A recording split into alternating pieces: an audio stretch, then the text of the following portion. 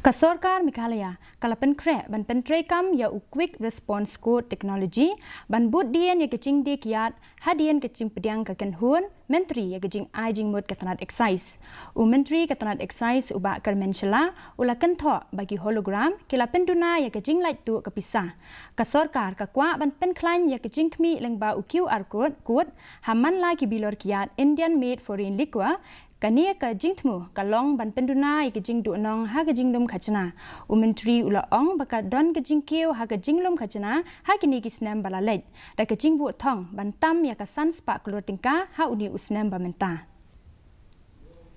Actually, when it comes to hologram, the time is already over for them, so that's why to introduce this QR code, there's a process need to be done.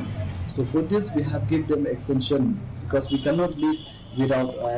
We cannot let the product goes to the market without any trace and track. So as of now, the only trace and track we have is the hologram. So we extend for a period of time to this the present company who give us this hologram. But it's just that for the time to complete this process, we need some time. So based on that, we extend and it will be a matter of 2-3 months.